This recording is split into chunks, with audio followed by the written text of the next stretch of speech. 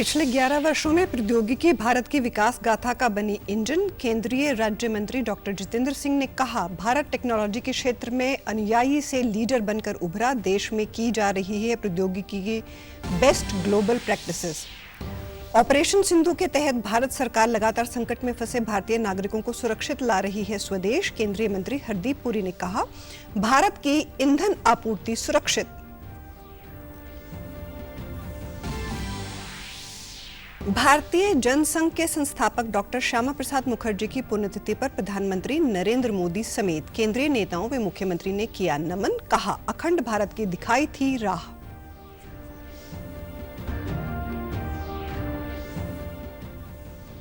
और पाकिस्तान के लिए जासूसी के आरोपों में घिरी यूट्यूबर ज्योति मल्होत्रा की रिमांड पूरी होने पर कोर्ट में हुई पेशी। आरोपी के वकील ने कहा, पुलिस की जांच रिपोर्ट का इंतजार, उसके बाद ही दाखिल करेंगे अगली जमानत याचिका।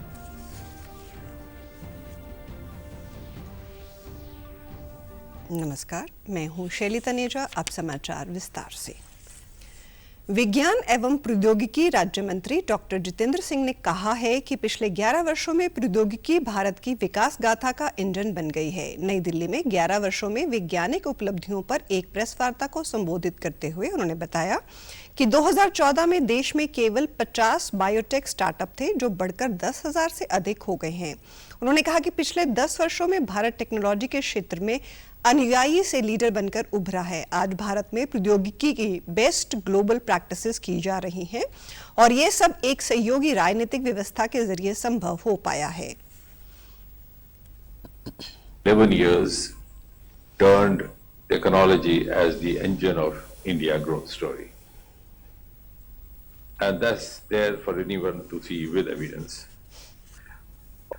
Also, the last 10 years turned India into a technology leader rather than a technology follower.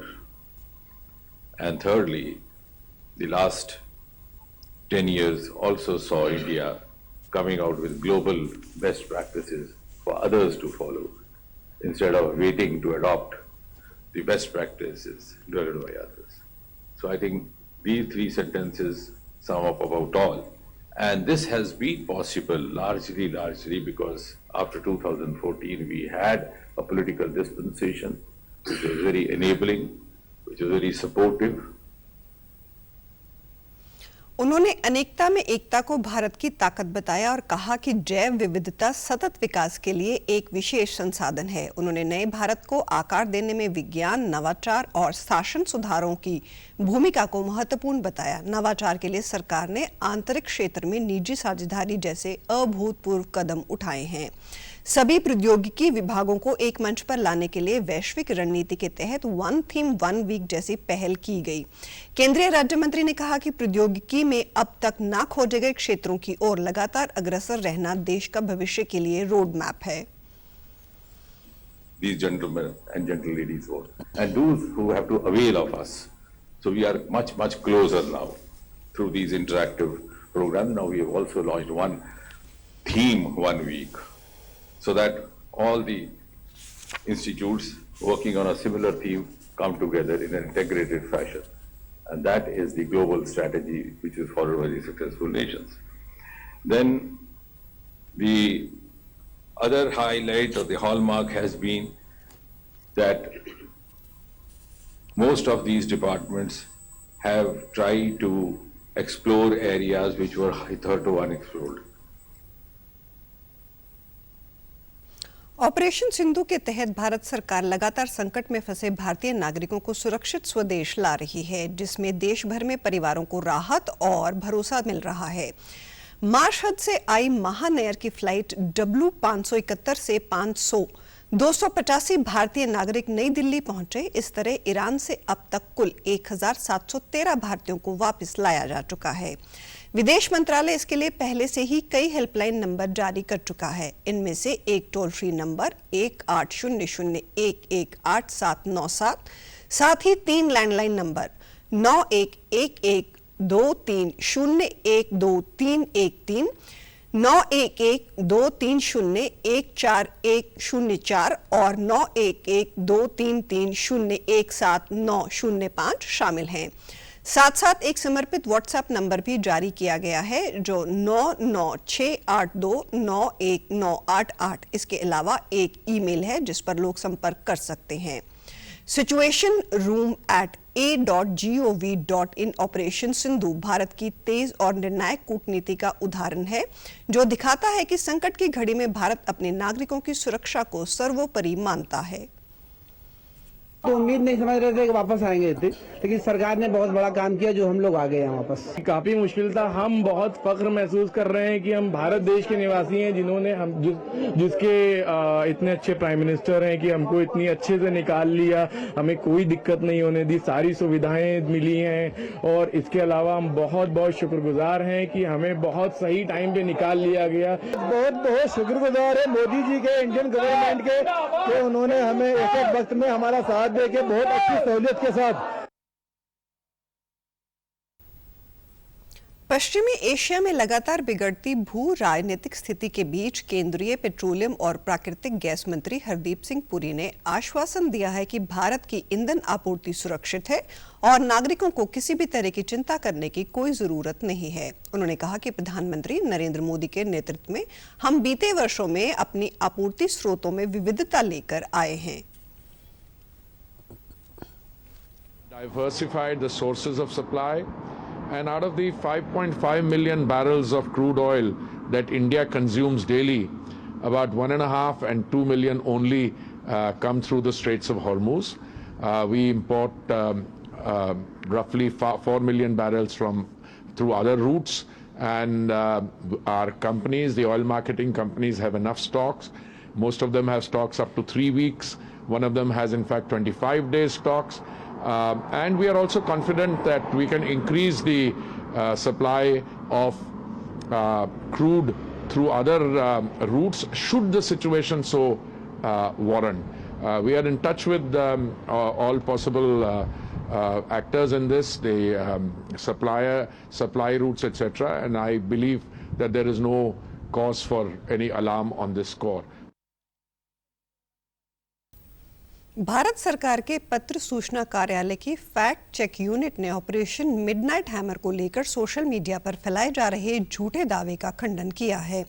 कई सोशल मीडिया अकाउंट्स ने दावा किया था कि ऑपरेशन मिडनाइट हैमर के दौरान ईरान के खिलाफ विमान लॉन्च करने के लिए अमेरिका ने भारतीय हवाई क्षेत्र का इस्तेमाल किया था। पीआईबी के फैक्ट चेक यूनिट ने अपनी जांच में इस दावे को फर्जी बताया है। साथ ही फैक्ट चेक यूनिट ने एक लिंक भी साझा किया जिसमें एक अमेरिकी सैन्य अधिकारी प्रेस ब्रीफिंग के दौरान ऑपरेशन मिडनाइट हैमर के दौरान अमेरिकी विमानों द्वारा इस्तेमाल किए गए मार्ग के बारे में बता रहे हैं। आज राष्ट्रीय डॉक्टर श्यामा प्रसाद मुखर्जी को श्रद्धांजलि दे रहा है। प्रधानमंत्री नरेंद्र मोदी ने डॉक्टर मुखर्जी को श्रद्धांजलि दी। सोशल मीडिया एक पोस्ट में श्री मोदी ने कहा कि डॉक्टर मुखर्जी ने देश की अखंडता को अक्षुण्ण रखने के लिए अतुलनीय साहस का परिचय दिया। प्रधानमंत्री ने कहा कि राष्ट्र निर्माण में उनके अमूल्य योगदान को हमेशा श्रद्धा के साथ याद किया जाएगा। भाजपा के राष्ट्रीय अध्यक्ष जगत प्रकाश नड्डा ने आज नई दिल्ली स्थित पार्टी मुख्यालय में डॉक्टर श्यामा प्रसाद मुखर्जी की पुण्यतिथि पर उन्हें श्रद्धांजलि अर्पित की। मीडिया को संबोधित करते हुए श्री नड्डा ने कहा कि देश भर में भाजपा कार्यकर्ता डॉक्टर श्यामा प्रसाद मुखर्जी की 72वीं पुण्यतिथि मनाने के लिए कार्यक्रम आयोजित कर रहे हैं। डॉक्टर मुखर्जी के योगदान की सराहना करते हुए भाजपा के राष्ट्रीय अध्यक्ष ने कहा कि वे एक स्वतंत्रता सेनानी और समाज सुधारक थे। उन्होंने जम्मू कश्मीर को दिए गए विशेष दर्जे का विरोध किया था। भारतीय जनसंघ के संस्थापक डॉक्टर श्यामा प्रसाद मुखर्जी की आज पुण्यतिथि है। प्रधानमंत्री नरेंद्र मोदी ने डॉक्टर श्यामा प्रसाद मुखर्जी को उनके बलिदान दिवस पर नमन करते हुए एक्स पर लिखा कि उन्होंने देश की अखंडता को अक्षुण्ण रखने के लिए अतुलनीय साहस और पुरुषार्थ का परिचय दिया। राष्ट्र निर्माण में उनका अमूल्य योगदान हमेशा श्रद्धापूर्वक याद किया जाएगा। मुख्यमंत्री नायब सिंह सैनी ने डॉक्टर श्यामा प्रसाद मुखर्जी की पुण्यतिथि पर आज चंडीगढ़ में उनकी प्रतिमा पर पुष्प अर्पित किए। सीएम ने कहा कि डॉक्टर श्यामा प्रसाद मुखर्जी ने सपना देखा था कि कश्मीर से कन्याकुमारी तक भारत एक हो, संविधान एक हो, एक निशान हो, एक प्रधान हो। प्रधानमंत्री नरेंद्र मोदी ने उस सपने को पूरा किया है। हमें गर्व है कि हमने धारा 370 को खत्म कर दिया है। डॉक्टर श्यामा प्रसाद मुखर्जी जी, जिन्होंने इस भारत में जो जम्मू कश्मीर के अंदर जाने के लिए परमिट प्रथा थी, और जब रियासतों को एकजुट किया गया, उसमें जम्मू कश्मीर की भी एक रियासत थी। जो सपना डॉक्टर श्यामा प्रसाद मुखर्जी जी का था कि कश्मीर से लेकर के कन्याकुमारी तक भारत एक होना चाहिए, एक ही संविधान होना चाहिए, एक ही निशान होना चाहिए, एक ही प्रधान होना चाहिए, उस सपने को देश के यशस्वी प्रधानमंत्री नरेंद्र मोदी जी ने पूरा किया है। हमें गर्व है कि धारा 370 को समाप्त किया। आज वहां पर एक संविधान है, एक प्रधान है, एक निशान है। ऐसे महान व्यक्तित्व जिनका आज बलिदान दिवस है, मैं उनको कोटि कोटि प्रणाम करता हूं, उनको नमन करता हूं, और उनके दिखाए हुआ जो मार्ग है, ये विकसित राष्ट्र की तरफ भारत बढ़ेगा। पाकिस्तान के लिए जासूसी के आरोपों में न्यायिक हिरासत में भेजी गई हिसार निवासी यूट्यूबर ज्योति मल्होत्रा की आज वीडियो कॉन्फ्रेंसिंग से कोर्ट में पेशी हुई। ज्योति के वकील कुमार मुकेश ने बताया कि इस केस में अगली सुनवाई 7 जुलाई को होगी। 26 मई को हुई सुनवाई में मिले 9 दिन का रिमांड पूरा होने के बाद सोमवार को पुलिस ने ज्योति मल्होत्रा को कोर्ट में पेश किया। सुनवाई के दौरान पुलिस ने कहा कि इस केस में जांच पड़ताल चल रही है। ज्योति के एडवोकेट कुमार मुकेश ने बताया कि अगली जमानत याचिका लगाने से पहले हम पुलिस की जांच रिपोर्ट का इंतजार कर रहे हैं। जैसे ही पुलिस की ओर से कोई जवाब आएगा तो ज्योति की जमानत के लिए फिर याचिका लगाई जाएगी। रूटीन के तहत ज्योति मल्होत्रा की अगली पेशी 7 जुलाई को होगी। उल्लेखनीय है कि 16 मई को पुलिस ने यूट्यूबर ज्योति को उनके हिसार स्थित घर से पाकिस्तान के लिए जासूसी करने के आरोप में गिरफ्तार किया था।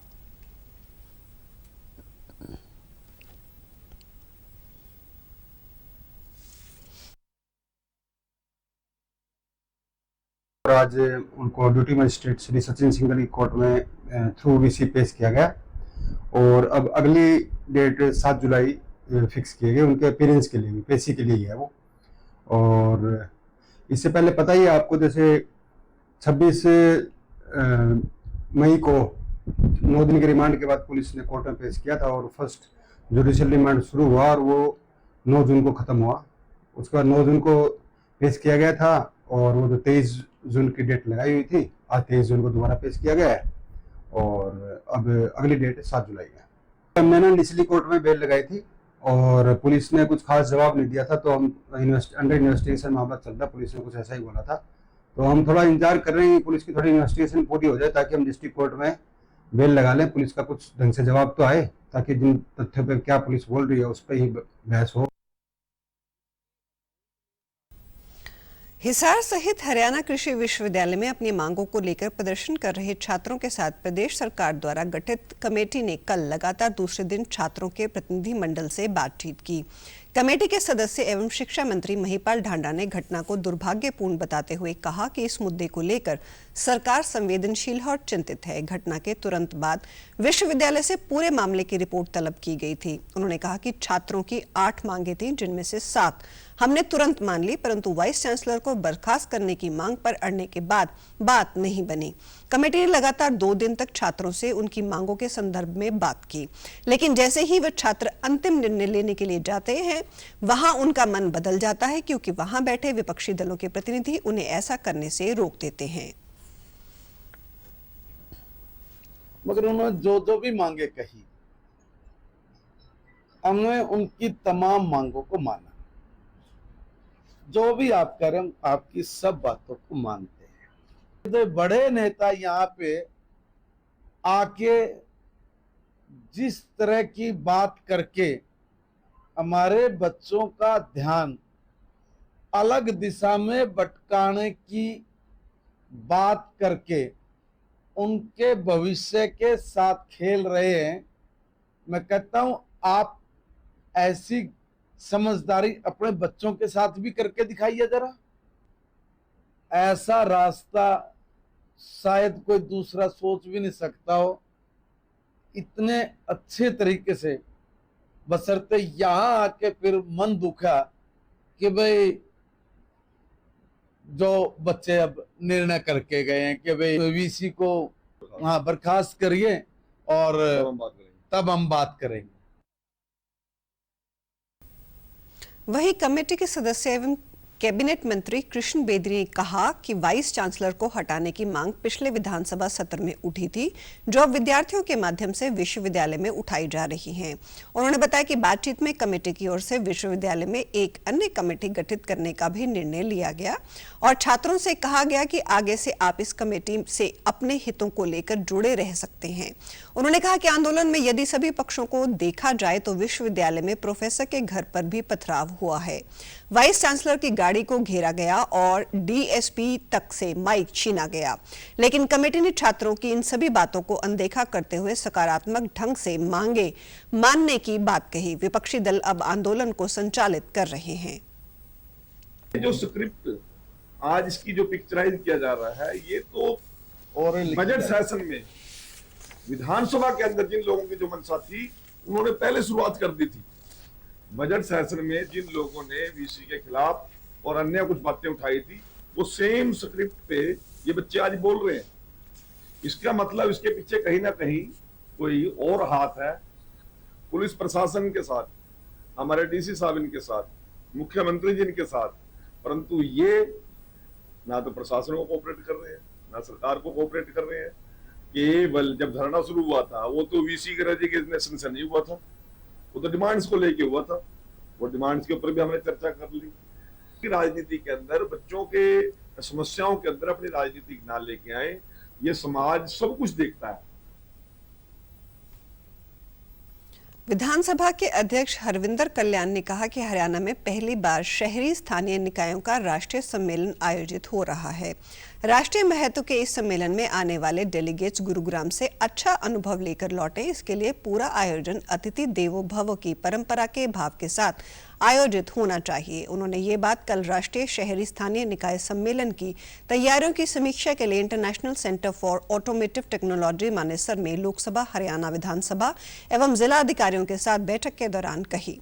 शहरी विकास की रूपरेखा तय करने का ये महत्वपूर्ण सम्मेलन जुलाई माह के पहले सप्ताह में 3 और 4 जुलाई को आयोजित किया जाएगा, जिसमें देश भर के राज्यों एवं केंद्र शासित प्रदेशों से 500 से अधिक प्रतिनिधि भाग लेंगे। बैठक में विधानसभा अध्यक्ष ने बताया कि इस सम्मेलन की मेजबानी हरियाणा विधानसभा को सौंपे जाने से प्रदेश को राष्ट्रीय स्तर पर अपनी कार्यप्रणाली और अद्वितीय परंपरा को प्रदर्शित करने का अवसर मिला है। उन्होंने कहा कि देश में ये अपनी तरह का पहला कार्यक्रम है। इस सम्मेलन में जब देश के कोने कोने से प्रतिनिधि हरियाणा आएंगे तो हम उन्हें केवल प्रशासनिक दक्षता ही नहीं बल्कि एक सजीव, सशक्त और सुसंस्कृत हरियाणा का अनुभव कराएंगे। बैठक में जानकारी दी गई कि दिल्ली एयरपोर्ट, नई दिल्ली और गुरुग्राम रेलवे स्टेशन पर लोकसभा सचिवालय के सहयोग से हेल्प डेस्क स्थापित किए जाएंगे। वहीं गुरुग्राम के पीडब्ल्यूडी विश्राम गृह में कंट्रोल रूम स्थापित किया जाएगा, जहां से पूरे कार्यक्रम की निगरानी और समन्वय होगा। इसके अतिरिक्त एक कंट्रोल रूम आयोजन स्थल पर बनाया जाएगा। केंद्रीय ऊर्जा मंत्री मनोहर लाल ने कल पीडब्ल्यूडी रेस्ट हाउस बिलासपुर में बने बाबा बंदा सिंह बहादुर लोहगढ़ फाउंडेशन ट्रस्ट के कार्यालय का उद्घाटन किया। इस अवसर पर केंद्रीय ऊर्जा मंत्री की अध्यक्षता में बाबा बंदा सिंह बहादुर लोहगढ़ ट्रस्ट के सदस्यों के साथ बैठक का आयोजन किया गया। इस दौरान लोहगढ़ स्मारक की निर्माण प्रक्रिया शुरू किए जाने के संबंध में विस्तृत चर्चा की गई। ग्राम पंचायत भगवानपुर की 20 एकड़ 3 कनाल 11 मरले भूमि को बाबा बंदा सिंह बहादुर लोहगढ़ फाउंडेशन ट्रस्ट को स्थानांतरित किया गया है। बैठक में पूर्व कैबिनेट मंत्री कंवरपाल को निगरानी समिति का अध्यक्ष नामित किया गया। बैठक में किसान युवा क्लब के संस्थापक राकेश बेनीवाल एवं उनके सहयोगी अमन विर्क ने बाबा बंदा सिंह बहादुर लोहगढ़ फाउंडेशन ट्रस्ट के नाम दान स्वरूप 11 लाख रुपए का चेक केंद्रीय ऊर्जा मंत्री मनोहर लाल को सौंपा। इसके लिए केंद्रीय ऊर्जा मंत्री ने उनके प्रति आभार व्यक्त किया और लोगों से अपील की कि वे इस प्रकार की धार्मिक एवं सामाजिक गतिविधियों में बढ़ चढ़कर हिस्सा लें। बैठक में कृषि मंत्री श्याम सिंह राणा, पूर्व मंत्री कंवरपाल गुर्जर सहित सरकार के अनेक वरिष्ठ अधिकारी भी उपस्थित रहे। यहाँ पर उनका किला था और सिख राज की पहली राजधानी है ये, और जिस प्रकार का गौरवशाली इतिहास है उनका, जिस प्रकार से उन्होंने अत्याचार के खिलाफ लड़ाई लड़ी, तो यहाँ पे उनकी याद में एक किला और दूसरी कुछ और इस प्रकार की चीज़ें बनाई जा रही हैं। अभी सरकार ने 72 करोड़ रुपये अभी सैंक्शन किए हैं इसके लिए, तो उस पर सारा काम हमने शुरू किया। तो माननीय मनोहर लाल जी ने मेरी ड्यूटी इसमें लगाई कि भाई यहाँ की देख रेख के लिए जिम्मेदारी, और भी जो इतिहास के जानकार हैं वो लोग भी साथ हैं इस कमेटी में। तो सब मिलके काम करेंगे और एक अच्छा प्रोजेक्ट है ये, और ठीक तरीके से सिरे चढ़े और लोगों का रुझान हो यहाँ आने का देखने के लिए। अच्छी एक दर्शनीय स्थल भी है, और यहाँ आए और उस इतिहास को जाने, गौरवशाली इतिहास को पढ़ें। पहलगाम में हुए आतंकी हमले के पीछे पाकिस्तानी लश्कर ए तैयबा के आतंकवादियों को पनाह देने के आरोप में 2 लोगों को गिरफ्तार किया गया है। इस मामले में 26 मासूम लोग मारे गए थे। आरोपियों ने हमले से पहले आतंकवादियों को पनाह दी थी और उनकी पहचान बताई थी। राष्ट्रीय जांच एजेंसी ने बताया कि इस मामले में आगे की जांच की जा रही है। जम्मू कश्मीर के पहलगाम में 22 अप्रैल को हुए आतंकी हमले की जांच के सिलसिले में 2 स्थानीय कश्मीरियों परवेज अहमद जोथर और बशीर अहमद जोथर को गिरफ्तार किया गया है। इन दोनों पर आरोप है कि उन्होंने हमले में शामिल 3 पाकिस्तानी आतंकवादियों को पनाह दी थी। ये आतंकवादी प्रतिबंधित आतंकवादी संगठन लश्कर ए तैयबा से जुड़े थे। उल्लेखनीय है कि हमले में 26 लोग मारे गए थे, जिनमें ज्यादातर पर्यटक थे, और ये हमला बैसरन घाटी में हुआ था, जिसे मिनी स्विट्जरलैंड के नाम से जाना जाता है। NIA ने जांच में पाया कि परवेज अहमद जोथर और बशीर अहमद जोथर ने पहलगाम के हिल पार्क में मौसमी ढोक के 3 लश्कर ए तैयबा के पाकिस्तानी आतंकवादियों को जानबूझकर शरण दी थी। उन्होंने आतंकियों को भोजन, आश्रय और रसद सहायता प्रदान की। NIA ने दोनों को गैरकानूनी गतिविधि रोकथाम अधिनियम के तहत गिरफ्तार किया है। मामले में आगे की जांच जारी है। वहीं जम्मू कश्मीर के पहलगाम में हुए आतंकी हमले के बाद भारत ने ऑपरेशन सिंदूर चलाकर बदला लिया था। भारतीय सैनिकों ने एयर स्ट्राइक कर पाकिस्तान में 9 आतंकी ठिकानों को तबाह किया था। जननायक जनता पार्टी की नेता नैना चौटाला आज भिवानी जिले के गांव धनाना पहुंची, जहां उन्होंने कार्यकर्ताओं के साथ बैठक की और कई महिलाओं को पार्टी की सदस्यता भी ग्रहण करवाई। इस मौके पर उन्होंने कहा कि जजपा को नए सिरे से खड़ा करने और मजबूती देने के लिए 15 जून से 15 जुलाई तक सदस्यता अभियान चलाया जा रहा है। कांग्रेस पर निशाना साधते हुए उन्होंने कहा कि किसान आंदोलन के बहाने दुष्यंत को रोकने व भाजपा की मदद के चक्कर में कांग्रेस का भट्टा बैठा। कांग्रेस की साजिश के कारण ही जजपा को लोगों के विरोध का सामना करना पड़ा। अब लोग जेजेपी से संपर्क कर वापस पार्टी में लौट रहे हैं। लोगों ने मतलब अब ठंडे मन से शायद लोगों ने सोचा होगा, तो वापस जो लोग हमें छोड़ के गए थे वो ही सारे लोग धीरे धीरे जननायक जनता पार्टी के साथ दोबारा जुड़ रहे हैं। कोई टेलीफोन कर रहा है, कोई वैसे, और दिग्विजय ने भी यूथ की तरफ से अभियान चलाया हुआ है। सारे पार्टी के सभी पदाधिकारीगण जो है वो दोबारा पूरे एक्टिव होके और फील्ड में घूम रहे हैं। ये तो मेरे को लगता है सबसे बड़ा जो एक मुद्दा बनाया था ना दुष्यंत के खिलाफ किसान आंदोलन में, और जिन्होंने बनाया था कांग्रेस ने, मेन वही थे, क्योंकि जहां भी धरनों पे लोग बैठे थे कांग्रेस के आदमी थे। हमने खुद ने विरोध देखा है, मैंने लोकसभा के इलेक्शन में वही लोग सारे के सारे कट्टर कांग्रेसी थे, पर जिन्होंने विरोध किया शायद उनको भी नहीं पता था कि लोग तुम्हें भी राज में नहीं आने देंगे। अब बदलाव आएगा, लोग वापस जुड़ रहे हैं। लोग एक जो अंदर की आवाज है ना लोगों की, वो ये लोग कह रहे हैं कि इससे जो दुष्यंत का हमने विरोध किया था वो विरोध गलत था। आज भी प्रदेश के लिए दुष्यंत ही सही है। लोगों की एक भावना दोबारा जो है वो अंदर खाते घरों में बोलनी शुरू हो गई अब लोगों ने। केंद्रीय गृह एवं सहकारिता मंत्री अमित शाह कल से 2 दिवसीय छत्तीसगढ़ प्रवास पर हैं। इस दौरान उन्होंने नक्सलवाद पर छत्तीसगढ़, आंध्र प्रदेश, तेलंगाना, मध्य प्रदेश, महाराष्ट्र, झारखंड और ओडिशा के डीजीपी, एडीजीपी एवं वरिष्ठ अधिकारियों के साथ रायपुर में समीक्षा बैठक की अध्यक्षता की। इस दौरान केंद्रीय गृह मंत्री ने कहा कि पिछले 1.5 साल में विष्णुदेव की सरकार और उप मुख्यमंत्री एवं गृह मंत्री विजय शर्मा की सबसे बड़ी उपलब्धि है कि उन्होंने एक रुके हुए नक्सल विरोधी अभियान को तेज गति से चलाया और राज्य को नक्सलवाद से मुक्त करने की दिशा में आगे बढ़े हैं। उन्होंने दोहराया कि 31 मार्च 2026 तक देश नक्सलवाद से पूरी तरह से मुक्त हो जाएगा। जिस तरह से हमारे सुरक्षा बलों ने पराक्रम दिखाया है और सूचना एजेंसियों ने सटीक रणनीति बनाई है, उसके आधार पर हम इस लक्ष्य को अवश्य प्राप्त कर लेंगे।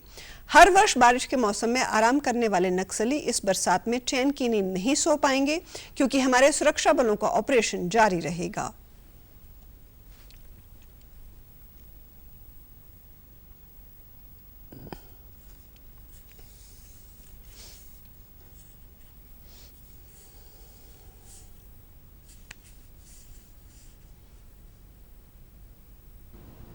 छत्तीसगढ़ में नीफ्ट, नया रायपुर में आईटी पार्क, भारत की शिक्षा परंपरा के अनुरूप 20 करोड़ की लागत से बहुत बड़ी लाइब्रेरी और एआई डेटा पार्क नया रायपुर में बन चुका है। लार्ज लैंग्वेज मॉडल भी डेटा सेंटर को समर्पित है और इसके साथ साथ 158 करोड़ की लागत से कॉमर्शियल ऑफिस कॉम्प्लेक्स भी बनने जा रहा है। आईटी, एआई, फार्मा, स्टील, बिजली उत्पादन, ये सब क्षेत्रों के अंदर छत्तीसगढ़ बहुमुखी विकास के रास्ते पर प्रशस्त है। केंद्रीय गृह मंत्री ने नक्सलवाद के रास्ते पर भटक कर गए सभी युवाओं से हथियार डालकर राज्य सरकार की आत्मसमर्पण नीति का लाभ उठाने की अपील की। उन्होंने कहा कि सरकार ने सरेंडर करने वाले नक्सलियों से जो वायदा किया है उसे पूरा किया जाएगा और उससे अधिक सहायता करने का प्रयास भी किया जाएगा।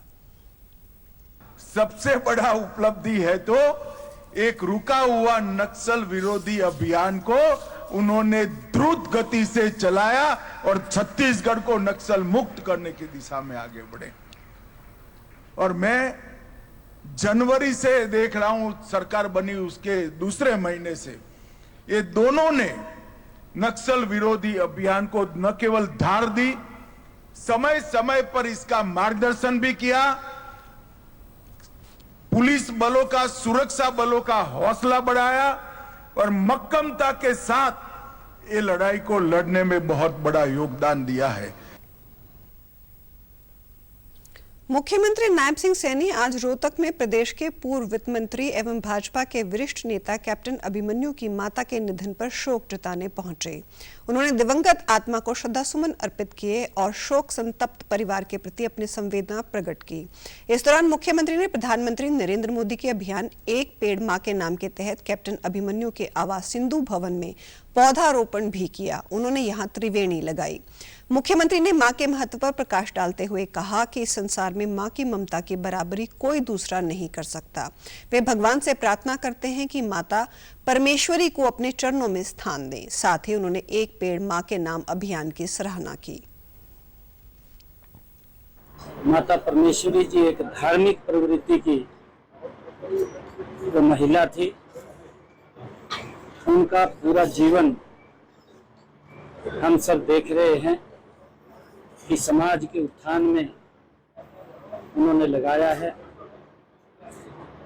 और उन्होंने जहां परिवार को एकजुटता से आगे बढ़ने का रास्ता दिखाया, हमारे बीच में वो आज नहीं है। मैं परमपिता परमात्मा से प्रार्थना करूंगा कि उस दिवंगत आत्मा को अपने चरणों में स्थान दे। आज उनकी याद में एक त्रिवेणी का संगम, त्रिवेणी का पौधा यहाँ पर लगाया है, जिससे आने वाली पीढ़ियों को उनके नाम से छांव मिलेगी, उनको अच्छा जीवन मिलेगा। ये आदरणीय प्रधानमंत्री जी का जो विजन है, आज उनके नाम से एक त्रिवेणी का पौधा लगा है, एक पेड़ मां के नाम। मेरे लिए बड़े गर्व की बात है।